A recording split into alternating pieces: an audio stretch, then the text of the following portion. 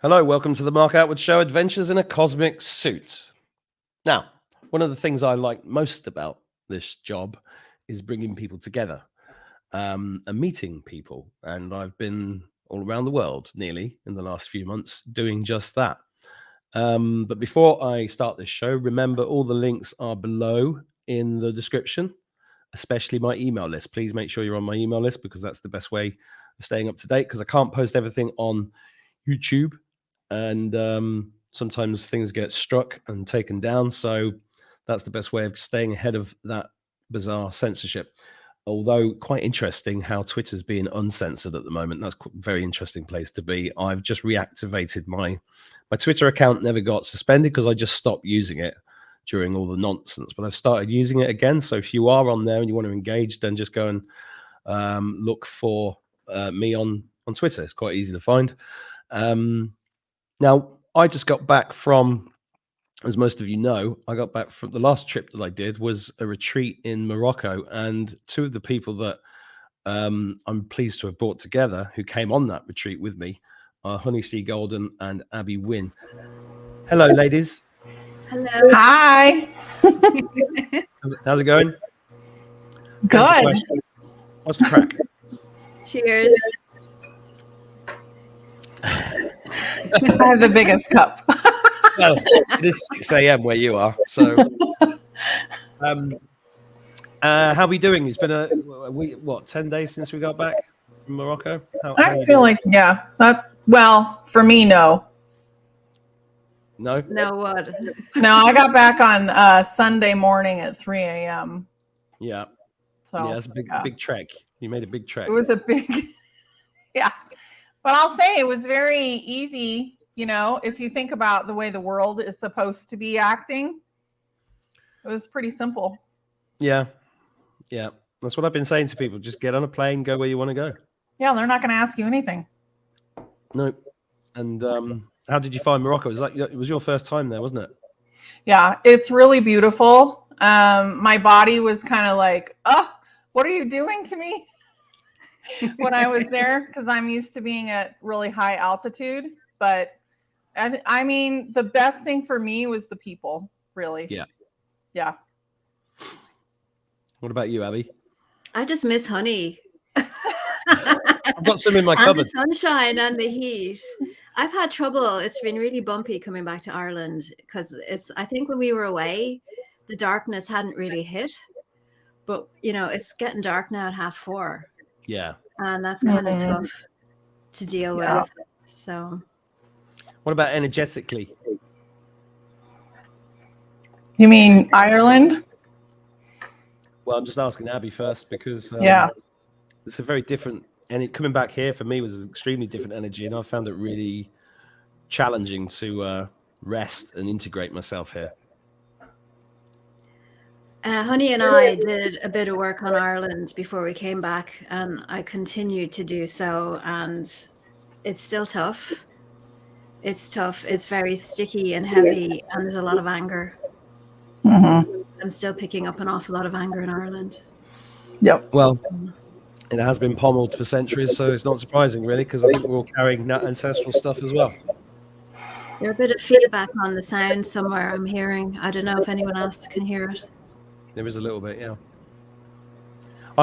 So Abby and I met the other day just to catch up, and you got me going down a little rabbit hole, Abby, that I want to just talk to you both about, because this is extremely interesting. Let me just see if I can pull this up. Dooby-dooby-doo.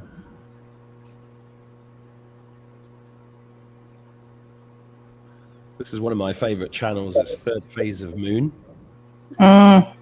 Let's have a look at this. Around in circles, and let me tell you, it's quite unusual with all the video evidence.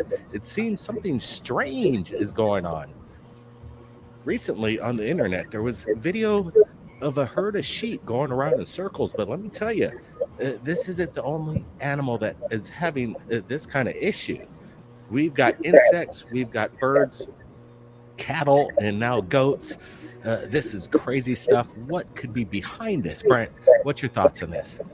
Yeah, this one's pretty wild. It's a little scary to say the least, but there's even fish that are seen going around in circles as well. It's quite weird to say whatever's going on is something that I've never seen so consistent around our planet right now. Again, some people are saying that this could be like a circle disease, some sort of weird stuff that's in the ground that the sheep are eating it is causing this weird, mutation in their brain. Weird stuff in the ground that sheep are eating. I don't think that's the answer. What do you think to No. this? Well, I know what the answer is if you want to hear it. Hang on, let me guess. They're in the fifth dimension and they're celebrating. No, No. they're getting there. So what it is, it's not bad. So I don't know how long ago it was, probably 3 months ago. So the middle of Earth is a crystal. And the crystal has been emitting a violet light. So basically, I always get that Earth is a toroidal field, right? Mm-hmm. So from the center of Earth is coming this violet light, and it's going around the field. So it's resetting everything. So the frequencies are changing and the animals are confused. But basically, Earth is like, I'm going forward. We are ascending. I'm ascending, and you are ascending with me, whether you like it or not. So basically, that's what's going on with the animals. They're adjusting. So if they're confused, why do they walk in circles? Well, if you think about I think that they're finding their center right now. So they're realizing that the center of Earth is actually their center. And I always get that the North Pole is actually pointing at the center of Earth as well. That's where all the magnetics lie, is in that crystal. And it's enormous.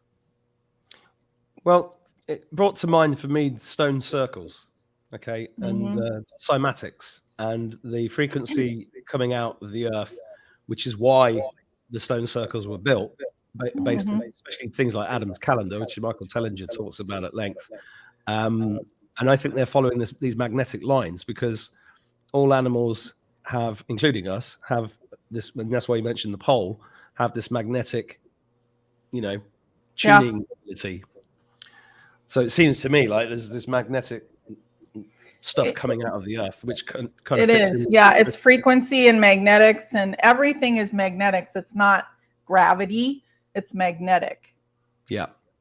Yeah. It's interesting. You know what else has come up for me with animals recently has been the telepathy ability that we all have that's increasing. Mm-hmm. So when we as human beings, we know ourselves and we know what we're thinking. So when something drops in and it isn't ours, we can recognize, oh, that's not mine. And I'm hearing animals more. So am I. My cat's driving me mad. All I can hear is feed me, feed me, feed me. I keep seeing pictures of sausages when my cat is looking at me. It's like, oh, I don't want sausages. The cat does. That's because the cat wants them. Yeah. I gave your cat some sausages when I was at your house. I know you did. You did. Yeah, you got him addicted now. Yeah, sorry. Yeah, Ian gave me too many. Oh gosh! But I brought my mother to put her dog down there yesterday. I mean, she had been texting me while we were in Morocco that her dog had been having seizures and he really was in a very bad way. So I went with her and we put the dog to sleep. And he came out of his body and told me that he forgave my mother for doing it. And it was so immediate and so instant. And the feeling of his energy was sitting on my head. I could feel it. It was heavy. And then I said to him, did you know you have lots of grandbabies that you've never seen before? And he's like, oh, I didn't know that. So I called my angels to call the doggy angels to help him go. And he was gone like that. But the communication was so palpable. His energy was so strong around me. And now when I go for my walk and other dogs are looking at me, it's like, go away, telling me all their problems. So I'm feeling that as the animals are becoming more crystalline, for want of a better word, and then they're picking up all the stuff that we're picking up, maybe there's an increase in communication leading to an increase in confusion also. Yeah, I hope we can dial it down because I don't want to listen to dogs and cats talking to me all day long. I've got better things to do. Do we have to be more aware of what frequency we're tuning into, like a radio station? Maybe we have to do that a bit more. Yeah, we'll learn how to turn it off, but it will probably get worse before we learn that. Yeah, and you taught me a good thing in the desert. She said you just imagine a dial like this, because sometimes I'm just wide open all the time, and so she said just dial it down when you don't need it and dial it up when you do, with the spiritual connections, and that's been really useful to me. As a little tip for the viewers, free one from Anya. You know what else is good, Mark? You know, especially if you're going somewhere where there's loads of people, like in a shopping mall or a supermarket. If you are a fan and you're wide open, to imagine yourself closing up, or like a shutter in a camera that you're closing up, because you don't need to feel everybody's stuff. You really don't. And I think as empaths, which is a lot of things that Honey and I have in common as healers, and yourself as well, as you're stepping more into your power, that we have a feeling that we're obliged to feel other people's stuff to make it real for them, and we don't have to. We really don't. I first learned that at a Hay House event in London in about 2014. I can't remember her name. It's a New York writer. She said, you know, as you come into a big city, you just pull it in and close it. But this is why I said to you when I first met you, Abby, about pulling it in. You said, no, make it big as possible all the time. I was like, Gabrielle, that was her name. Gabrielle Bernstein. Yeah, I met her about 8 years ago, and I picked up a lot of things off her. I still do this. Peace begins with me. Peace begins with me, which is what I do to calm myself down. If I'm anxious after taking a CBD pill, I do that. I'll show you what I've got to calm me down, because there's so much going on. It's in my pocket. One of these. Oh, yeah, I've just laid out a load of those in the kitchen. Yeah, that's one of Hope and Tivon's sleep pods. Hope and Tivon's sleeping pod, but I'm not sleeping. I'm just holding it because it feels so good. So I mean, I really loved seeing their place and their factory and meeting them. That was a fabulous experience. So yeah, it was. If you're watching this, guys, hello. So, Honey, what you've been busy since you got back? What's the higher self telling? You know, what are you sharing with people at the moment? What's going on? The newest thing was a message about the dark crystal. Ooh. So have you guys ever seen that movie? David Bowie? No. Isn't he in that? So the Dark Crystal is a Muppet movie. That was the Muppet Show, yeah. Of course it is, yeah. Yeah. I would watch it. I'm going to do it. The parallels are massive. So basically I was thinking about how the whole thing we just talked about with the animals and the violet light coming out and everything. And in the Dark Crystal, they had to heal the crystal. And I think I'm going to do a show on this. Yeah. But these Skeksis things, so those icky birds were basically stealing these little people called the pod people, which is a whole nother like rabbit hole. They were stealing them and stealing their life's essence. But there are two people. One of them is right in the middle there. Anyway, there was two people. Yeah, her. And they found the shard, the crystal shard that had to go back into the crystal. And when that went back in, when they finally got it to happen, of course, there's lots of drama in between. It really, all of a sudden, the crystal had power again. And that's what's happened. The pod people are no longer getting their life's essence sucked out of them. That's like a whole message for the world, really, in this movie. Well, and it just popped right in, but I would definitely watch it. I'm going to go and watch that tonight. Yeah. I don't think I've ever seen. Well, maybe I did. It's 40 years old, so maybe I was. Yeah, it's pretty old. Haven't they just done a remake? I think they just did a remake. Oh, they might have. I'd watch the original. I couldn't watch it. It was too they probably for me. The remake was probably recast everybody as. Yeah, I would watch the original one. Yeah, I don't like remakes of anything. It's all woke as fuck. But one of the things, so I love seeing your blossoming friendship because I am responsible for you two knowing each other, which is great. Yeah, right? And you're like thick as thieves. You're like two sisters in the desert. Well, I think it's really funny, Mark, that we both wrote to you on the same day asking if you could introduce us to each other. Well, it's a good Yeah, thing. we're I on mean, the same wavelength for sure. well, collaboration's what it's all about, as far as I'm concerned. And what you're working on at the moment is really interesting, because you're tell us about the thing that you're collaborating on at the moment. Okay, so basically what I believe is that we're in the middle of, the warriors are kind of at work right now. The truth is coming out, right?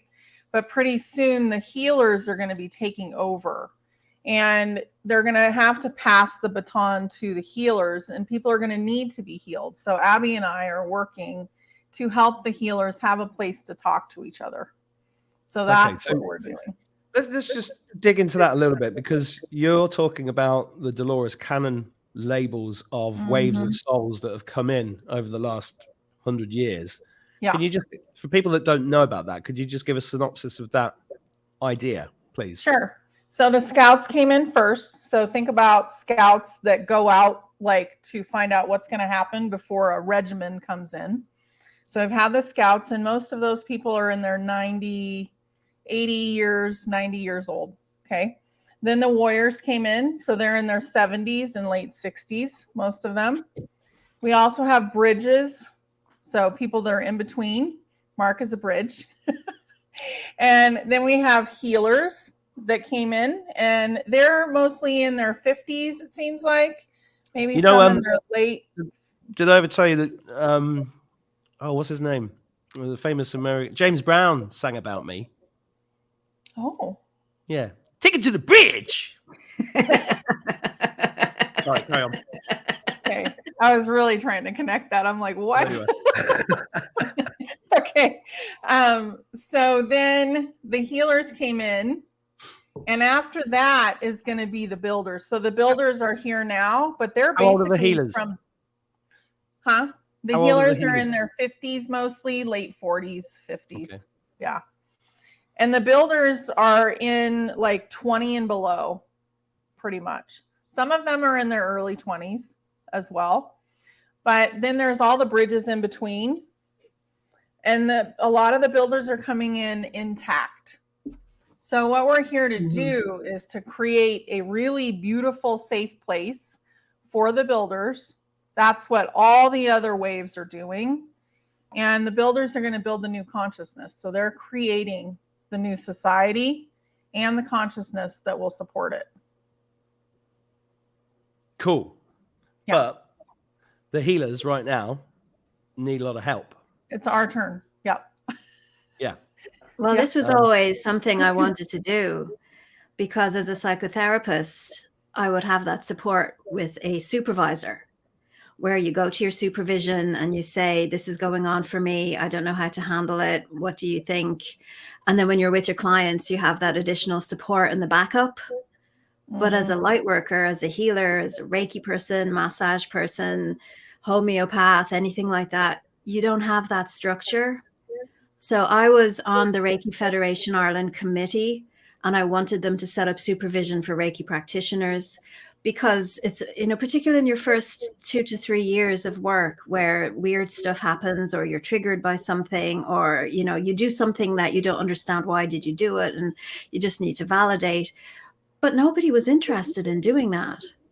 So I thought, well, it's not going to be an institution that does that. We're going to have to do this independently. And when I met Honey, immediately it sparked off. Great. She and I could facilitate this together, because to do this properly, I would need someone to hold space while I was helping someone, or then I would be holding space while someone else was helping. So Honey and I are like a tag team where we hold space. But as we got together and sparked off each other and activated each other in real life when we met in person, I think we've really got a synergy, and we can see how we complement each other. So we had one of our meetings there just on Monday, and to be able to have a Zoom where everybody can show up, and they're all different types of healers, then every single person can talk about what's going on for them, how they're affected, and it doesn't matter if one is a homeopath, one is a psychotherapist, one is a Reiki healer, because we're all healers.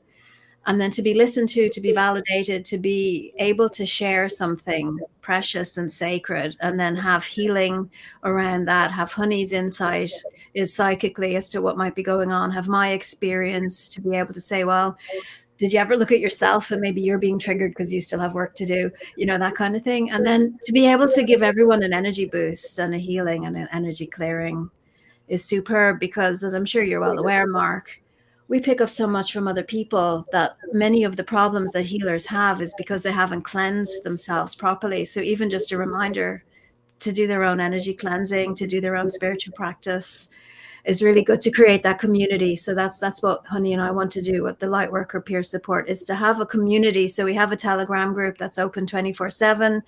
It's not just about Honey and me supporting everyone. It's about everybody supporting everyone. So someone can come along and say, I think I picked up something from my client. Can you check me? And to have a group there that can do that. And then to meet the face-to-face at least once a month to see what's going on and how else we can help. Because healers, as they come into their own power, need that validation to spread their wings, to step in more fully, to go deeper and stronger, and then also to remember their own self-care, because I think that's one of the weakest spots a healer would have, is to look after themselves. So Well, you know damn well I know what you're talking about. Because when I started this, I thought I was a warrior, and I was, and I am, but then I turned into a bit of a healer as well. And I didn't realize how many people I'd healed just by talking. But throughout the last 2 or 3 years, the attacks have just been insane. And regular viewers of this channel will know that I've had an army of healers assist me and literally come out of nowhere, which is why I ended up talking a lot about healing on this show, just because it's so fascinating to me. And I'm so grateful to all of the healers that have helped me throughout the years, because I wouldn't be here without them. And when I've gone, my personal journey is that I've gone like a blunderbuss into all of this and let myself wide open. And I've seen myself as like the guy who throws himself in front of the bus to report back that actually demonic attacks are not that scary. You can get rid of them. Attacks from covens are very common for me. And, I've survived those. But I've had a huge amount of help. And I've had a team of people helping me, including you, Abby, which I'm extremely grateful for, because I don't think I'd have got around America without your help, and because it was intense. So I think it's a fantastic idea, because healers do pick up a lot of stuff, and a lot of them that I've met just keep. A lot of them are very diligent about this stuff, but some are not so much so, and you don't always realize it because you're forging ahead. And we're coming into a time where healers are going to be super needed, aren't we? Mm-hmm. Well, one of the things, there's two things there. You can't always see your whole self to know there's a bit of something behind you, or you've got something stuck in your hair. Do you know? Because you didn't see it, because you're so used to you that someone else looking at you can see it easier than you can. But then as healers step into their power, we want to be taken seriously. We want to be paid well for what we do. We want to have that value and investment in ourselves. People to invest in us, we need to invest in ourselves more. And so there's many comments across many platforms over many years. Oh, this is a God-given gift to you. You should be giving it for free. Oh, I say that all the time. But we've got families to feed and bills to pay, and you would go and quickly give 200 quid to a doctor who will give you a pill, whereas this can change your life. So for someone like Honey and I, who've worked through all of those things, to be able to help educate other healers so they're stronger and more confident in charging, stronger and more confident in putting their names out. It's not just about the healing. What we're doing is offering mentoring, social media, getting out there, being able to say what it is that you do in a confident way, so that when these people are showing up for healing, you can say, yes, I'm the healer, I can do it. And then also to learn that, it's one of my favorite phrases of yours, Mark, when you say frequency match, that we're not in competition with each other. And if somebody wants healing and they want to come to see Mark, then it's not me going, oh my God, they don't want me. What's wrong with me? It's like, okay, they're a frequency match with Mark, or they're a frequency match with Honey, or with somebody else. And then maybe they need me and maybe they don't. And to not take it personally. And you have to have that conversation, because, you know, our ego, our human self needs to just be reminded of that. And that's why a community is really useful. Well, I've been trying to help spiritual healers for over 10 years in terms of their marketing, and they've always had this problem with the money side of it. And I try to get them over that, but then you've also got the problem of people moaning about, I can't afford this. Everybody's making so much money. My way forward has been, and this is for everybody watching that is a healer, right? My way forward has been pay what you can afford, but tell them what it's worth. And the majority of people will pay often more than you tell them what it's worth. And then the people who really can't afford it, they get it for much cheaper. And that way, I think that's a 5D business model, which is what got me an interview with Martin Geddes, because he saw me doing this with my Monetize course, and the Maximize course was very reasonably priced and things like that. But it is about establishing value, and I've tried to get as many healers on here and promote as many healers as possible, because it is frequency matching. Not everybody's going to be right for you. I've kissed a lot of frogs. I'm not talking about French healers. I'm talking about, not everybody's that good, because it's really about matching what you've got and what you need. And and I think you two are extremely generous with your time. Honey's channel is. I always go to Honey's channel every day, actually, just to see what she's up to. And, it's always interesting. It's always fun. And I think it's a really good thing that you're doing this. How do people, have you got anything to say about that, Honey? No, I totally agree with compatibility. You know, it's very important. Like, if somebody is not in the same frequency, it's going to be really hard to do what they need to have done. And I've definitely said, okay, you need to go see this kind of a person. Yeah. Yeah.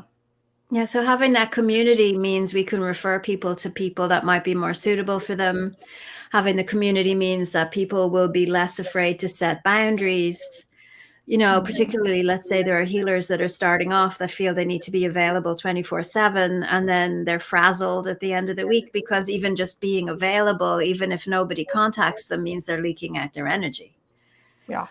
Well, boundaries are really important. When I first met Ian Welch, everybody was going, well, how do I get a hold of him for healing? And he was like, I don't do it. I can't do it. I haven't got time. I'm busy building this stuff, and I only got 1 day a week for healing, so I can't cope with them. So the answer to that was to set up group healings that he could cope with to saturate the demand. And there's always a way forward for doing this sort of thing. And, there's a certain type of healing that you have to be there in person, like QHHT, but a lot of stuff can be done remotely and globally. And the key word here is collaboration. Yeah. Yeah. Yeah. Definitely. And for other people to listen to other people about what works for them helps them think about what works for me. For example, I mean, do you bring a client back to your house and do work in your living room? Because people are doing that, and then the person leaves, and then another person comes in, and then your kids come in, and then everybody's angry and they don't know why, or they're emotional and they don't know why, because the clearing hasn't been done. So, again, just being aware of the implications of what you're doing and how to clear and clean. I mean, and especially when you're around Honey, to see things like we had a moment, Honey and I, where I got information just by being around her to say, oh, the violet flame is a false violet flame.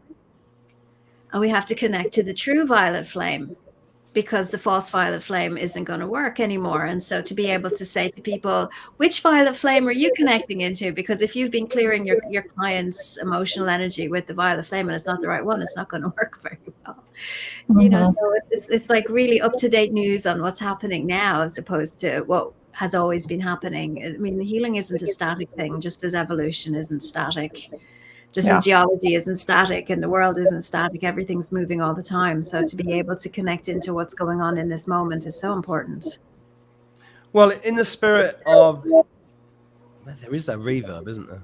Yeah, a little bit, yeah. In the spirit of throw myself in front of the bus, why don't you both do a live thing on me and just say where I'm at? Well, you need a little How more rest. I get free healings, guys. You get free healings all the time, Mark. Yeah. You need to take some time for yourself. Rest. Blah, Schedule blah, it blah. in. What are you, my mother? Yes. There we go. There's projection. There you go. I'm just not very good at being told what to do, but you are right, Yeah. and I've been trying. Okay, Yeah, well, good. you said you're throwing yourself in front of the bus, so now you've got 2 buses here ready to Yeah. drive. Yeah. You're pretty good energetically, I would say, right now. I Feels think pretty good. your edges of your auric field are a little bit thin in Frayed. places. I mean, you're leaking out energy in certain places. I can see people behind you that you might not be aware of who are taking your energy from you. Yeah, exactly. So if you want us to seal you up and surround you with a golden light now and maybe just push everybody out of your field that's in there wanting something. Yeah, that's how it feels. I feel like everybody's got their hand out. Yeah. I mean, literally, I'm just sending money out all day and I'm answering emails, and it's that's the exhausting part of doing a podcast, is all of that stuff. You know, I'd like to be just talking all day and producing stuff, but then you've got, every time you produce something, you create all this other stuff. And But that's just the stuff that you see, Mark. I mean, the people behind you are like at the petrol pump and they're just hooking into you, and you've got the hoses coming out from you, and because you're not seeing those. So I'll just take a big cauterizing knife and cut all of those off, and you'll probably get a whole bunch of angry text messages in the next 20 minutes. I've had enough angry text messages to last me a lifetime. I'm going to set up angry text message support group after this. I'm telling you. Is there anything else you pick up, honey? No, he's pretty good. The cracks are coming back together right now. They're starting to heal. I like to use gold quite a bit. What's the crack? The cracks are coming together. I just have to explain these. Yeah. So there's a little story I can tell about energy if you guys want. Yes, I feel like you're good, Mark, but you need to watch how you feel. Yeah, I'm trying. I am trying. Some people would say very trying. Just protect. Intend that there's a force field around you as you go into people. And even when the phone is ringing and you feel like, oh no, this person's going to take my energy, put a force field around you before you answer. Can we I just share the idea that you connect to the great central sun, which is above and beyond your own energy field, and that you pour it through and into you, and anyone who's watching this can do that too. And then it emanates from you. So when you have people with the proverbial begging bowl looking for something from you, that they get that energy from the sun through you and they don't get your energy, so that you're not depleted. And what it actually does is it causes you to draw down that energy, which fills you up first, and then the overflow goes to them, so that everybody benefits. And if you just reorganize how you hold yourself so that that's your default structure, then you can give and give and give without depleting of your own personal energy. I like that. Yeah, that's a win-win. That's my name. It is. Abby, win-win. Win-win-win. There we go. But yeah, and it's actually quite refreshing. And then when you feel someone pulling on you, you actually feel the flush of the sunshine energy, or the Reiki, if you're a Reiki master, or whatever energy it is coming through you. And then you can be aware. And because we're more telepathic now, I can't say it right, telepathic, you could ask, who is that? And then you get a sense immediately of who they are. So nobody can hide anything from you anymore. And it's kind of scary for them, which is kind of fun for us. But anyway. Yeah. No, that's great. I use that when I'm healing people. Yeah. Definitely. Just comes in and goes out. You're not using your own energy. But you see, all healers, out of the goodness of our own heart, we want to help, we want to give, and we do it to our own detriment. And that's what has to stop. We can give as much of this pure source energy as we can possibly channel through us. Then we're giving and we're giving and we're giving all the time without giving of ourselves, which is really important. Yeah. And the sun loves it. Sun loves to give that energy. It would give us more if we would go outside more. That's what I'm hearing. I was outside all day, honey. I swear to I God, know, yesterday, there were like but 10 in minutes general, of sunshine, and I was humanity in out there. No, this Not is what just this is you. why this is why they've made films like Don't Look Up and the World Cup in the winter keep Mhm. everybody inside and get out, guys, get out. Yeah, get Big, outside. big gray clouds is, winter in Ireland isn't fun, but one of anytime my- the sun is out. One of my favorite things in Ireland is when people say to me, "Jesus, the weather's not too good today, is it, Mark?" And I go, "Well, it depends how you look at it." And they go, "Whoa," they don't, because it's the standard weather conversation. So I know. It's a terrible day. It's a terrible day. So only if you make it terrible. yeah, exactly. Yeah. It's all That's my perspective. husband's favorite weather. Yeah, Cloudy, rainy. Oh, you love it over here when He you're loves coming it. over. Yeah, he's going to want to move here if you come over. I know. We're gonna come visit. Yeah, honey and her husband are going to come and move in with me and stay forever. They live happily ever after. We'll have to get a bigger house, but I think we can do it. So just tell me where the website for people to go to for this. It's lightworkerpeersupport.com. Peer as in PWER. PWEER, peer support. Yeah. Not a thing that goes out in the water. Not a peer. No, it's peer as in your peers. Yeah. Okay. Cool. Because we're not doing hierarchy here. We're doing everyone as equal. Mhm. I'll put the link below the video, guys, if you want to engage with that. But while I've got you both here, how are you feeling in the run up to Christmas? How are you feeling about things like solar flares, EBS, etc.? I know Honey's got some quite sharp dates on some of this. Do you want to share those with us? Solar flare wise, I always get March of next year. So at the very end. But as far as all the other stuff, I feel like it's planned for December. And just what I would do is send the white hats energy that their road is clear. So they don't have anything that gets in the way. They can just keep going and executing their plan. Because we would love for it to get done in December. No shit. Yeah. Oh. Well, I'm just keeping busy. I'm going to the UK. I'm filming some more poems, and then I'm going to Marrakesh. Yeah, you just have to keep your life going. You can't, stop life. What are you feeling, Abby? What I'm feeling is Christmas and holiday time is a time to repair relationships. And even though we have all of this discordance between who did what and who didn't do anything and who's the villain and who's the good guy, that we really need to put all that aside and embrace the people that we love for the fact that they're still here and we still actually do love them, which is why I am doing my free offering for 2 weeks over the holidays, because people are, to make the effort to go and see your family and go and see your parents and go and see the people that didn't want to see you and repair those bridges, because ultimately divide and conquer is going to divide and conquer, and we don't want that. And people can transform and transmute anything if they feel empowered to do so. And when you're consciously connected to your heart and to the light and you bring it into everything that you do, then you can repair and heal any wounding, any relationship.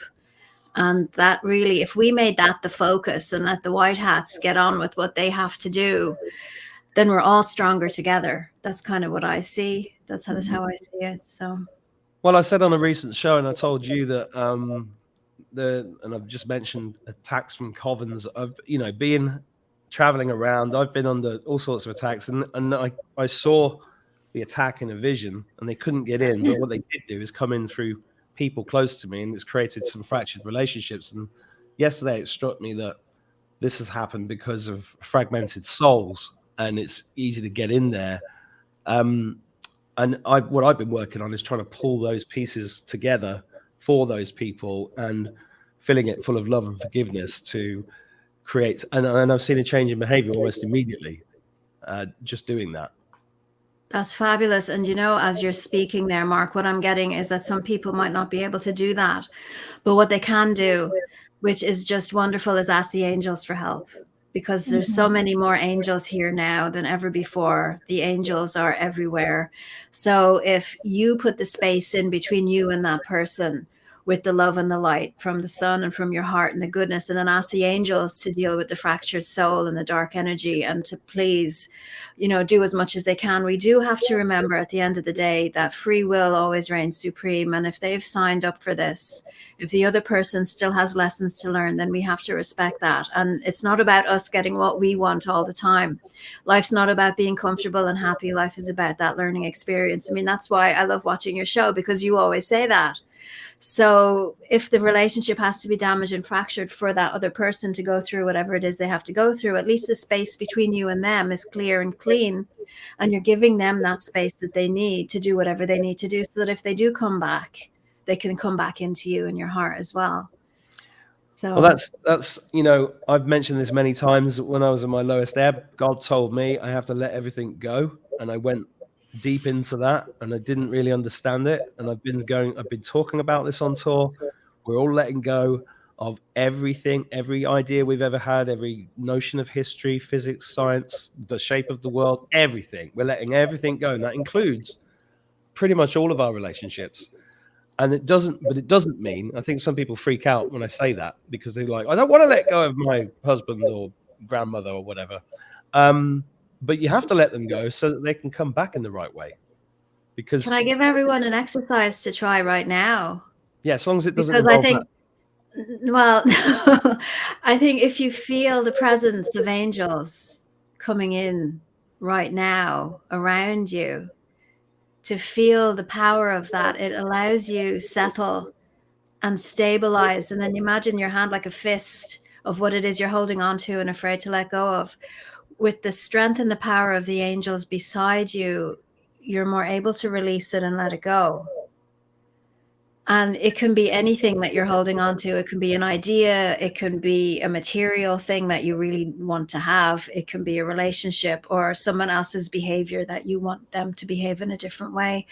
To just feel that strength and power around you, and know that, some of us, that's our higher selves coming in to protect us, to look after us, because some people just aren't fully integrated yet with their higher self. And there are angels here to support us, and we need to just call on them more.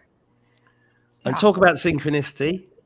This morning, I indulged myself in a 2-hour podcast on Sean Attwood's show with Robbie Williams. And here, I believe Robbie's talking about angels. Theist. Yeah. You believe in angels, one might say. I do. I mean, that is a good point, isn't it? That is a religious song, isn't it? People don't, is it? It is a religious song, yeah. Now, whether they exist or not, who knows? But I like my belief in Archangel Michael and Archangel Gabriel, and that song's about actual angels. Whether it's fantasy or not, I care not. They exist in my mind. And how weird is that? And not only that, but as you were talking about angels, I went and found the podcast and I clicked the precise moment he starts talking about angels, totally accidentally. It wasn't accidental. The angels wanted you to do that because they're here. They are. So much so. I mean, I was even talking to Archangel Gabriel this morning, like, why can't I not sit down and edit my script? What's going on there? It's like, I just don't want to even see him. And it's like, okay, so whatever's in the way of me and him has to clear. So even relationships with angels have to clear. But I don't believe in Mark Attwood. I know you're here. I know you're real. And I don't believe in angels. I know they're real. I know them, that they're here. And it's the knowing, is the embodiment of that knowing is the difference. So if people really want to feel that, they can just ask, okay, what's in the way of me believing in angels or knowing that angels are real, and show me a sign and teach me. And can you just think if people were focusing on that, then what a fabulous world we're in, where they're connecting to God, connecting to angels, healing themselves, healing their relationship with everyone around them. And okay, so there's a solar flash or an EBS or whatever. It's a secondary storyline, and it's not filled with fear anymore, because we're here doing what we need to do. Mm-hmm. Well, here's my Arkansas crystal, and here's my angelic realm tuning fork. Oh, very good. And I used this the other day, and a guy came around in the kitchen and had a demonic attack, and he described this demon, and he's going away to draw it for me, and it sounded like one of those medieval paintings of demons that I've spent a long time looking at over the years. And I did this around him, and there's a link below for these tuning forks, by the way, if you've never seen them before. And he physically started shaking like this, and he said it totally cleansed him. It was amazing. So yeah, angels are real. Robbie Williams says so. Abby says so. Honey C. Golden says so. Yep. So it's got to be true. I've got a question though. In terms of understanding which angels you're connecting to, there's a lot of names. You know, I've got Raphael, Gabriel, Michael. They're the big guns. Are there other ones that we need to know about? Because you said we're surrounded by them at the moment. We are. A lot of them are, I call them junior angels. So there's the big archangels, and then there's junior angels. So they're just as angelic, but they actually can stay with you the whole time, where an archangel will come in and out.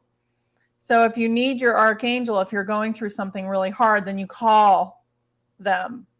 But they're not always sitting there waiting to see if you have a problem. But your junior angels are always with you. So they're your guardian angels. Yeah. But then there's also some of the archangels are also seraphim, which are huge, powerful angels, which is Archangel Michael is one of them. So he can be everywhere all at once. And there was a remarkable moment when we were in Morocco, and Honey was working the crowd so beautifully as she does. And someone was saying, and who am I? And what's my soul family? And where am I from? And she said, you're very angelic. And I saw the cherubium come in, and the cherubiums are the baby angels. And what's really interesting is that they might look like babies in the way they've been portrayed, but they're even more powerful than the seraphim. So it's interesting. So many different. And then there's the powers and the virtues that look after the world as well. And I'm always like, where are you? And why are you letting all this happen? But they're doing stuff. You know, we have to remember free will. They are. And we have to ask. Yeah, that's what I was going to say. So some of the big guns like Michael, Raphael, Gabriel, Metatron, they all have different roles or different strengths, don't they? Why do you call on individual? Which ones do you call on for what? Well, Raphael would be the big healer. And you can call on Raphael for healing, or to send healing to somebody that you feel you're not able to help yourself or to talk with. For me, Metatron is the mysteries and children and incredibly powerful rays of light.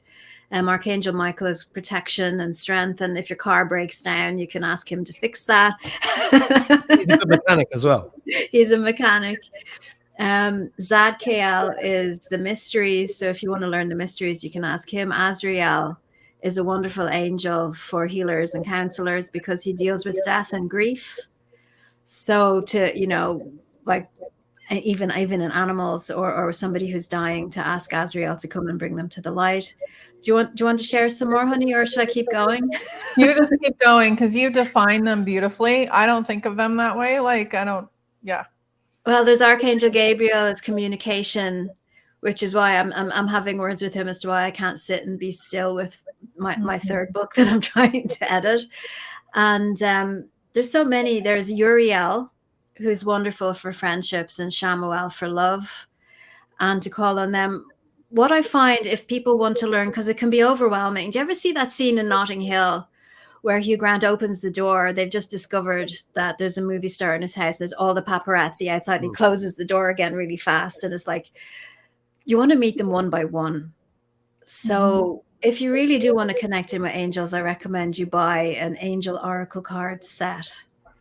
And you can say, okay, which angel wants to come and be with me today? And you can do the cards and open the cards and get a card that will tell you who's your angel for today and what it is they want to say to you. And there's some wonderful sets out there that you can get. And I'm not going to recommend one in particular because you need to be a frequency match with it. So for you to choose the one that feels right to you for now. Yeah. Does that help? Yeah, I think it's beautiful. Yeah, What can you tell us about angels, Honey? Well, I think everybody has a main archangel. So mine is Archangel Michael, and he's come to me twice over my lifetime, like as far as visually I've seen him. And the first time was right before I had a near-death experience when I was 7. And then the second time was when I was going through my divorce when I was like 35. And I asked to see him, and it's such like a powerful experience, but he only gives you like one word or two words, when he's talking to you. It's just like, that you're okay because they have your back. So just count on that. Like, they have your back, and just ask for help if you need it. Yeah, well, I've been asking for help every day for the last 3 years, and they've been incredibly powerful for me. And I've said this before on the show. If you told me I'd be talking about angels like this online, I'd have laughed at you a few years ago. But it is a very personal experience that you just have to want to connect and actually start to speak to them and start realizing that it's all real. That's I'm saying that for people that are watching this who are skeptical about things like angels and demons, but I'm telling you, they're all real. It's really interesting as well, the New Age movement and the disempowering. For example, it's all love and light, and you're not allowed to judge, and you have to be nice as opposed to being a warrior and sticking up for truth. Or saying, ask the angels for everything, and then they change their mind and say you can't ask the angels for everything, you have to do it yourself. And I honestly believe that many of the most powerful healers here on earth at the moment, who are embodied as humans, are also angelic form in a human body that we've incarnated an angel. Because that's why people, your energy is just so amazing, and I have to have some more of that because it's angelic energy that's pouring out of you, and people want that, but we all have access to some level of that. Yeah, I'm getting all that. You saw my light body. Yeah, I know. Yeah. I'm not saying any more about that. No, but I've met many people who have angelic light through them. And what's really interesting is they have great difficulty being here. Many of them. Well, that's why I brought it up, actually, because you said to me a lot of angels that come here end up being alcoholics and drug addicts and suicidal. And it's because it's such a fucking hard place to be if you're used to being an angel. Exactly. And you can't do as much magic, or you don't think you can when you're in a human body, but you can if you're using all of your strength and resources. And that's what we're gaining access to at the moment. So, we can hear our animals thinking, we can hear our friends thinking as well. It's that whole thing was, okay, I'm going to, who have I not spoken to in a long time? Think of them. And then they text you because they feel you in your field. So we're all kind of waking up to those abilities that we have in us as we step in to our higher selves. But we have to not be afraid of the truth of who we are. But that's why this spiritual quarantine is taking so much time. I mean, I did this anecdotally in the States on tour. I kept saying to people, hands up if you're noticing more truth bumps, if you're noticing your psychic abilities go, and everybody put their hand up. I mean, enlightened people came to those talks, but it's anecdotally, it's definitely happening. It's not just me or you; it's happening worldwide, and that's why it's unstoppable. Well, it goes back to what Honey was talking about when we had the warriors, and then we have the healers. They didn't just wake up one day. It's happening in waves, like waves crashing on the beach. There's the first wave, and then the second wave, and the third wave. And I've always felt that I'm in one of the first waves of that healer because I'm also a warrior. And one of my healers, I would say about 7 or 8 years ago, told me, you're not a warrior anymore. You can put away your warrior outfit. And I did. And it was a huge mistake because I still needed to have that strength. But that was learning again for me. So that's the bridging waves. And then we're here on the shore, and me and Honey are here to help the others who are coming on board and, holding the hands and bringing them onto shore, and they stand up and get their bearings, and then they help the next wave and the next wave. And that's kind of how I see it anyway. So, yeah. So, can I say something about the densities? Yes, please. Okay. So we're in the 3rd density. The Earth is in the 4th density now. So we are moving into the 4th density with her. But a lot of these people that are these waves are coming from a higher density. So you had to come in to this lower density body that is more thick. It's more dense. It's like being in the mud, and a lot of the angelics are 6th density. So they've come 3 densities down to get into this body that's really intense for them. because they're used to not having a body necessarily. So it's been a big stretch. So they've had sickness and alcoholism and, you know, all kinds of stuff like that. And that's kind of how to explain how it's been a rough go for people. But Totally. And then with all the poison in the air and the poison in the food and the poison in the water, keeping you dense as well, it's really tough to navigate that. And, you know, many people so sensitive to everything, we're always sick. So it's all about being disempowered. And now we're stepping into our power again. Yep. Excellent. That's a nice place to end it. Nice and positive. Links below the video, guys. If you are a healer and you want to join the peer support thing, go and join it. And go and watch. I'm going to watch The Dark Crystal tonight. Yeah. Okay. In fact, I tried to watch a movie yesterday. I found one on YouTube that was called Elite Occult Secrets, and I thought, what? That's on YouTube Movies. So I went to watch it, and I started watching it, and it was really good. It was like an hour long, but it was really dense material, and it was telling everything about magic and intention and everything else. And I shared it on Telegram, and then everybody on Telegram said it's been taken down. So I must have just caught it as it was just uploaded. And it got took down immediately, which was I thought interesting. But somebody said, go on, you guys watching this, go make sure you're on my Telegram channel because I'm busy on there all day, every day. And, you know, I can't, it's a lot less work than doing a YouTube video. So that's interesting. Thank you very much, guys. Good luck with it all. And thank you for joining me today. I'm going to be away for a week now, but I hope it goes well, and we'll report back before Christmas. And come on anytime if you've got anything interesting to tell everybody on my channel. And you guys watching, make sure you follow Honey and Abby on their YouTube and Telegram channels and everything else. Thanks, guys. Thanks for watching. Take care. Lots of love. Thank you. Bye. Thank you. Bye.